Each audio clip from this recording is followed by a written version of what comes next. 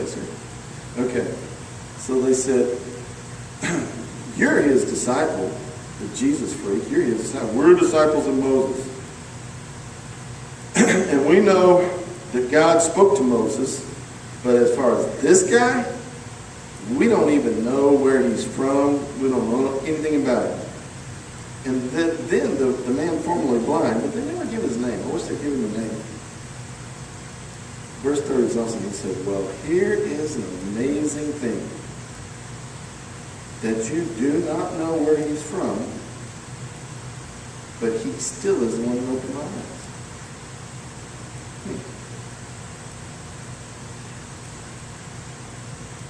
Now, we know that God doesn't even hear sinners. But if anybody is God-fearing and does God's will, God must be hearing him. And since the beginning of time, it has never been heard that anybody opened the eyes of a person born blind. So if this guy really wasn't from God, he couldn't do anything. Pretty simple way of looking at things. Well, you're getting some of it. It says, if this man wasn't from... You guys are calling him a sinner. You know, I've not been to a theological seminary, guys. But if this guy wasn't from God, how could he do this? Pretty good question. And you ought to be asking your preachers that. If they're telling you that God is the one who just killed some baby in a car wreck, he's the one that gives them deformities and physical ailments, you ought to ask them the same thing.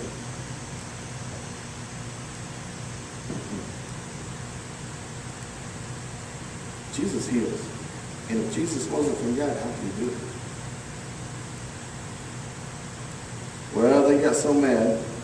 They said, you were born entirely in sin, and you're going to teach us? You were born blind because your mom and dad lived together and were shagging up and having an immoral affair. You were born entirely into sin, and so you, born blind because of sin, you're going to teach us? And they kicked him out. They said, get out of the temple and don't come back. Could happen to you. You could go to your board of deacons or elders or have a little meeting with your pastor in his office and say, you know what? Jesus still heals and delivers. All kinds of stuff. And he's God. And you know what? When you start laying some of this truth out to them, you know what they may say? How could you? You've never been to seminary. You've been to college. You don't have a degree like I have on my wall. You don't know what I know. How are you going to teach me?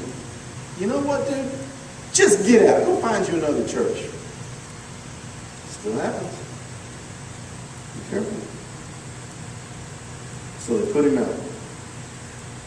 And when Jesus heard that they, quote, put him out, Jesus went and found him. This is like the only time I've ever seen Jesus do something beneficial to somebody, heal them or help them, and get departed from them and go separate ways. And the first time that I can ever remember, I may be wrong in this, but it's the only time I can ever see where it says, and Jesus himself went looking for them. Jesus went and found him again. And when Jesus found him, listen, here's what he said. Notice he didn't say, well, how'd you get your eyes open? He said, do you believe in the Son of Man? And this guy said, well, who is he, Lord? That I could believe in him. And Jesus said, you've already seen him. He's the one that's talking with you now. And the guy formerly blind said, yes, Lord, I do believe. And I'm going to stop there. That ought to be your attitude, listening to the Holy Spirit.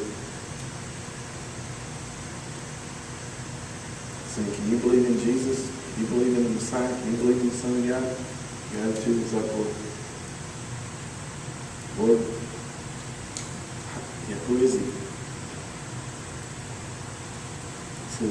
I'm the one that's talking to you now. And be like this guy. Say, yeah, Lord, I believe.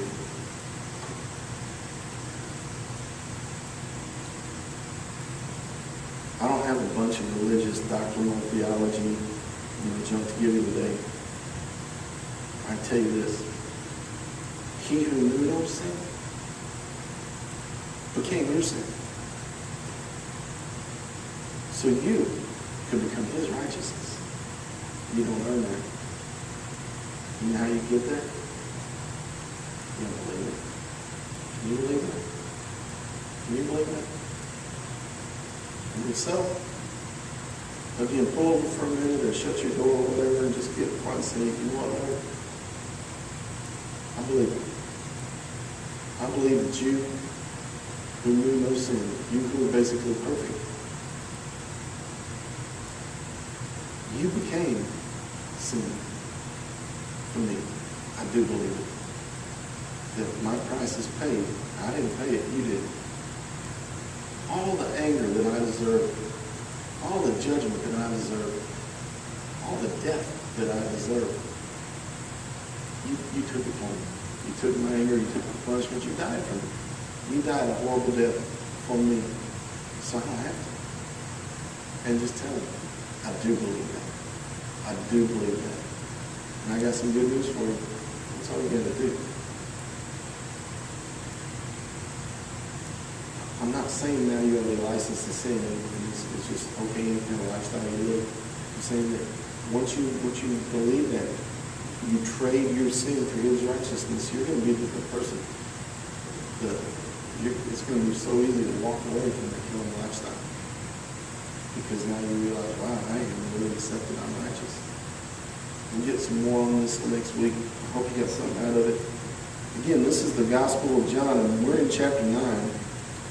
It's not a verse, I know it kind of seems that way, but it's really not verse by verse. It's more picture by picture, trying to get you to see the pictures. I'm not much of a pastor, I guess. I'm more of a teacher. And if you get anything out of this, let me know. Let me know. Contact me. We have just regular email. You can send us, go to the finishedword.com contact us page. And there you can we have a mailing address that you can write us a letter or send us a postcard or put a check in the mail or something to support us. Or you can just send us an old school email and we'll respond to you that way. It's got phone numbers. You can call. I get calls. I got 4 calls last week from a guy in Nigeria. I get calls from all over the world. And this guy in Nigeria, I don't mean to digress, but he wants us to come over there and minister there, and we want to. We a lot of different places we want to go and minister. And my wife and I, and she's a prayer master. I'm kind of a teacher, and she's more of a prayer warrior kind of person. We work well together. And we got our bags packed, we got passports in hand, and the only thing that we really need to take this message to some other places where we can maybe train people to keep it going is just some financial support. So if you go to finishedword.com, go to the Contact Us page, get in touch with us, go to the Make a Donation page, and click on us and support us. But above all, at least pray for us and with us. Now let me get out your little rosary beading and say prayers for us. I mean, agree with us. Agree with us in Jesus' name that some areas that we need agreement with. Jesus said 2 or 3 of you would agree, lock arms in agreement, it would be better. So get with us and contact me by mail, email, telephone, whatever. And I hope we'll see you again next week. Love you. Peace and grace.